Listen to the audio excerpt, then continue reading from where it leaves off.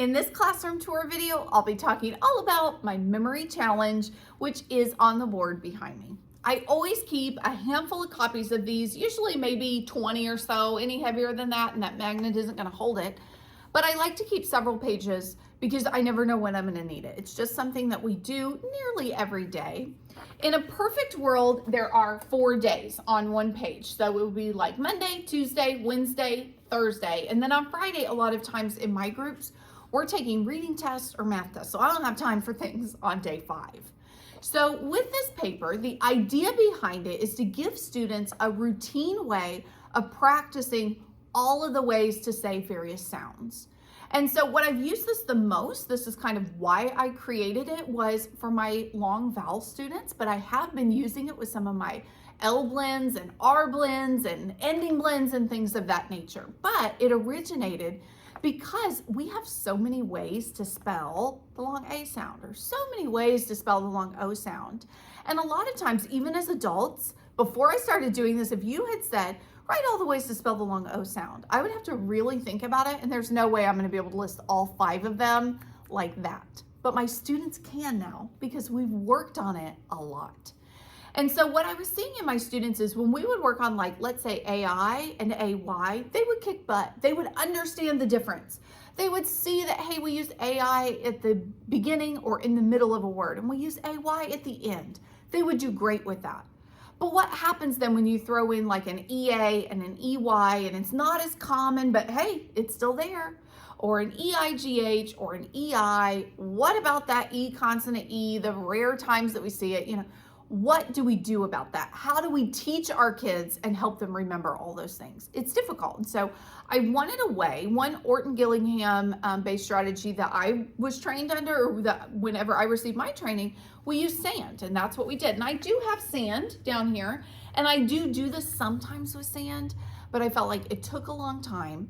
My janitor, I don't think, was very happy that I was using that. And so it just became a little bit of a problem. And so I thought, you know what, I'm gonna see if I can take the same thing and do it on paper. Maybe it's not as effective when we're talking about senses, but it saves us time and we're accomplishing the same goal. And so what we do is every single day we do the same routine.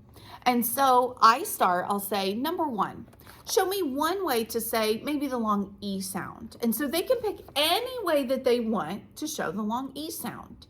Sometimes, especially as we've gotten into more difficult skills, maybe it's like, I want you to show me one way to say the oo sound, or the ow, or the ah, like in saw or autumn, or things like that. And so I'll say, show me one way to say the long E sound. Number 2 and number 3 are the exact same way. I'll say, show me one way to say the long U sound, the long I sound, whatever. Very, very simple. And if all they write is O or I, they're right. If all they write is O consonant E, we're getting somewhere, okay? And that's honestly where I've been. We know that we can write an O, like in ho, ho, ho, or we could write an O consonant E, like in cone or code. All of those fit. And so my kids are getting to the point where now they're whipping out those very easily. And sometimes they're to the point where they like to just challenge themselves. Like, I'm not gonna just write an O or an O consonant E. I'm gonna think of the trickiest or the least common OE, okay? Then for numbers 4 and 5, I tell my students, I want you to write all the ways you can think of to say a particular sound. So for example, long A has 8 different ways. And so I'll say, there are 8 ways. See how many you can come up with to say the long A sound. And you know what? Sometimes they only have 4 or 5 or 6. Or maybe they have that many that are right and they're coming up with some other things that are not correct. But, oh my gosh, guys, they are getting so incredibly good at doing that. And right now, all of my kids know all of those vowel sounds, but we're working on getting them in order by the most common. So don't just put OW, don't just put OE as you think of it. We want to get them in order. For example, just plain old O, then O consonant E. Those are the most common ways that we're going to see it. However, then OA as a vowel team is the next most common. and then we have OW, and then we have OE. And we talk about some of those words as we're listing them together. So first I give them the opportunity to do number 4 and number 5, and then we talk about them. I'll list them out on the board and we'll just add as they come up with them.